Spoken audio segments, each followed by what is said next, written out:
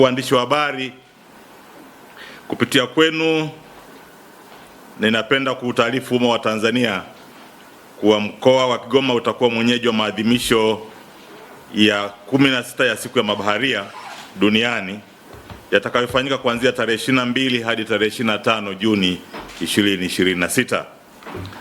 Siku ya mabaharia duniani huadhimishwa kila mwaka tarehe 25 Juni na nchi wanachama wa shirika la baharia duniani IMO kwa lengo la kutambua mchango wa mabaharia katika usafirishaji wa majini na maendeleo ya uchumi.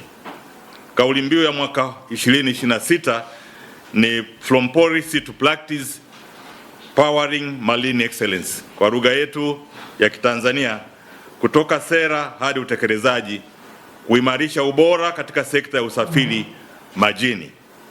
Maadhimisho haya yanaratibiwa na Wizara ya Uchukuzi za serikali za Muungano wa Tanzania na Serikali ya Mapinduzi ya Zanzibar kupitia TASAC na AZIMA kwa kushirikiana na Ofisi ya Mkuu wa Mkoa wa Kigoma na wadau wa sekta ya usafiri majini.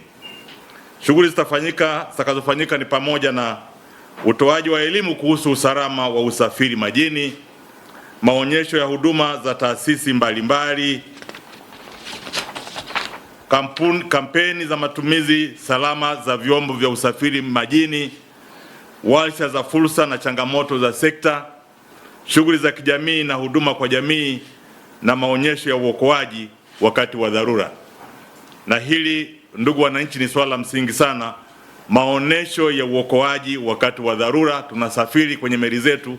Sasa inapotokea dharura, basi huwa wakati mwingine kwa sababu ya kutojua tufanye nini, matokeo yake watu wengi wanapoteza maisha yao. Kwa hiyo niwaombe sana, kwa sababu tuna wataalamu wetu tuliwasomesha, njoni muone vyombo vyetu, mpate maelezo mbalimbali ya kuwasaidia wakati wa dharura unatakiwa ufanye kitu gani. Uzinduzi rasmi utafanyika tarehe 22 Juni 2026 katika viwanja vya Mwanga Community Center, huku kilele cha maadhimisho kitafanyika tarehe 25 Juni 2026. Serikali imeendelea kuwekeza katika maendeleo ya usafiri majini mkoani Kigoma kupitia maboresho ya bandari ya Kigoma, wote ni mashahidi, ukarabati wa MV Liemba, ujenzi wa meli mpya na chelezo, pamoja na kuimarisha huduma za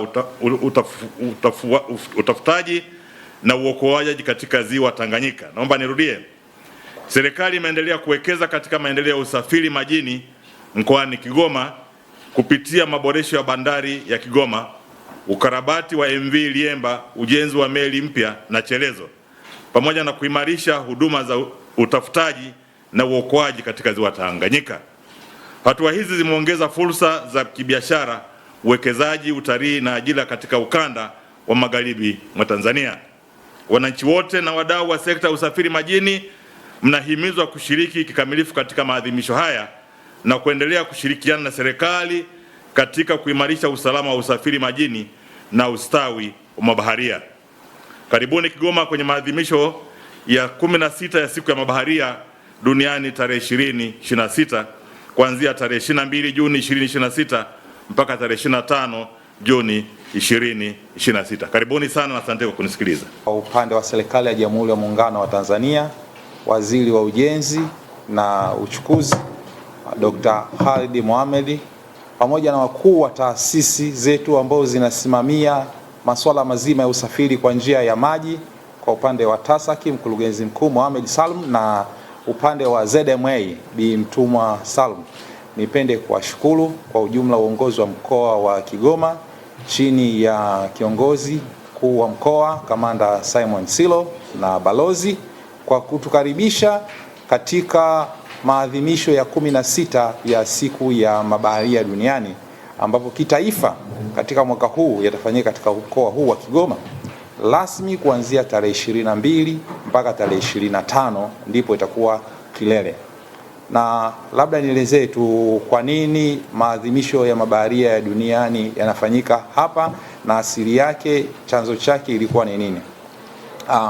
Mwaka 2010 katika jiji la Manila shirika la bahari duniani yani IMO walikuwa na mkutano mkubwa sana ambao ulifanyika pale katika jiji la Manila nchini Ufilipino, na walikuwa wanaboresha mkataba wa mafunzo na utoaji vyeti kwa mabaharia. Kwa hiyo katika hilo eneo ndio waliazimia kuwa na siku ya mabaharia duniani, na siku hii imeanza kuadhimishwa rasmi kuanzia mwaka 2011. Kila nchi imekuwa ikiadhimisha. Lengo kubwa ni kutambua mchango wa mabaharia katika sekta nzima ya usafiri na usafirishaji. Kwa nini? Kwa sababu 90% ya mizigo yote inayosafirishwa duniani inasafirishwa kwa njia ya maji. Kwa hiyo mabaharia ndio wamekuwa wakifanya hii kazi ya usafirishaji, uendeshaji hizo meli kutoka pointi moja mpaka pointi nyingine. Ikumbuke kwamba ulimwengu umezungukwa na bahari na nchi mbalimbali zinakuwa na bandari. Kwa maana hiyo mabaharia wamethubutu katika kufanya hiyo, lakini vile vile katika kufanya hiyo kazi wamekutana na changamoto mbalimbali. Mabaharia hawa wameachana na familia zao, familia ziko mbali, lakini mazingira ya majini mnayafahamu changamoto zilizopo kule. Kwa hiyo wameweza kukabiliana nazo, lakini vile vile wengine wameweza kupoteza maisha. Kwa hiyo tunatambua mchango mkubwa wa mabaharia unaotolewa kwa ajili ya kazi kubwa ya uchumi endelevu wa dunia. Lakini jambo la pili ni kutoa masuala mazima ya elimu ya uelewa kuhusiana na masuala ya bahari na mabaharia, kwa sababu wengi wa Tanzania wanajua mabaharia ni kama ni fani ya wauni, lakini mabaharia ni fani ambao wamesomea kabisa na wanapata vyeti stahiki na wanafanya kazi kimataifa na kitaifa. Lakini pia katika mji huu wa Kigoma tuna ziwa Tanganyika, ambao ikumbuke ziwa Tanganyika limeunganisha na nchi jirani, kuna Kongo, Burundi na vile vile na Zambia. Lakini kwa sasa vile vile kumekuwa kuna shughuli nyingi ambazo zinaendelea hapo, kama mheshimiwa mkuu wa mkoa alivyoelezea. Kuna ujenzi wa meli ambao unakuwa unaendelea, kuna ujenzi wa chelezo ambao meli zinakuwa zinajengewa. Vile vile kuna ukarabati wa meli yetu ya siku nyingi, meli ya MV Liemba. Lakini jamii nzima kuna usafirishaji mkubwa wa mizigo kutoka maeneo ya hapa kwenda Baraka Kongo. Kwa hiyo una mizigo mingi sana ambayo inasafiri kupitia njia hii. Kwa hiyo ni shughuli nyingi.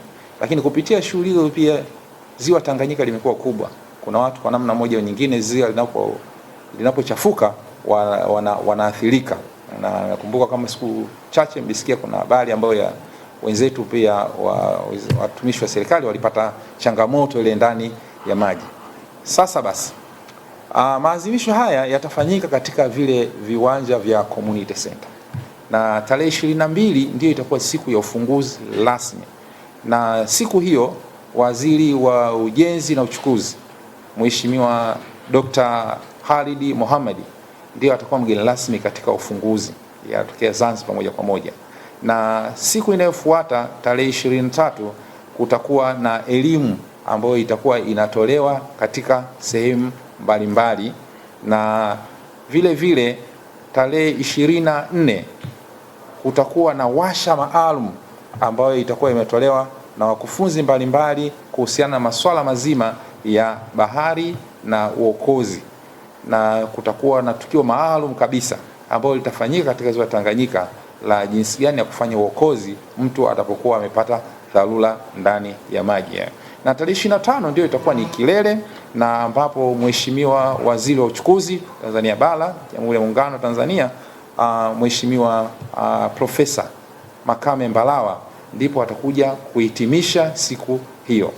Kwa hiyo nitumie fursa hii kualika na kuwakaribisha wananchi wote wa mkoa wa Kigoma kuja katika vile viwanja vya Community Center, ambapo kutakuwa na maonyesho ya mabanda ya taasisi mbalimbali ambazo zinafanya shughuli za usafiri na usafirishaji majini ambazo ni za Jamhuri ya Muungano wa Tanzania, kutoka kwa upande wa bara na upande wa Tanzania visiwani, ikiwa inamaanisha kuna ZPC watakuwepo hapa, ZMI, lakini pia mamlaka ya uchukuzi, ZMA ya usafirishaji, ZMA pia watakuwepo. Lakini kwa upande wa bara pia kuna wenzetu wa TPA, Tafiko, Temesa, TASAC na vile vile na vile vile kutakuwa na wizara zote mbili, wizara ya uchukuzi upande wa Tanzania bara, lakini vile vile wizara ya ujenzi na uchukuzi kutoka upande wa Tanzania visiwani.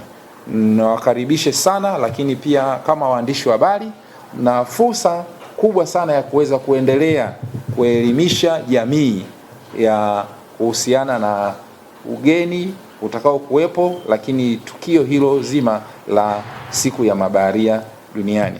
Mwisho kabisa, kwa niaba ya Waziri wa Uchukuzi Profesa Makame Mbarawa, lakini vile vile Waziri wa Ujenzi na Uchukuzi Dr. Khalid Mohamed, nipende niwashukuru sana waandishi wa habari kwa kuja katika tukio letu hili la uzinduzi, lakini vile vile muendelee kuheshimisha hii fani ya ubaharia na kutoa elimu, kwa sababu waandishi wa habari, elimu mnapoitoa inafikia umma mkubwa na kwa haraka sana.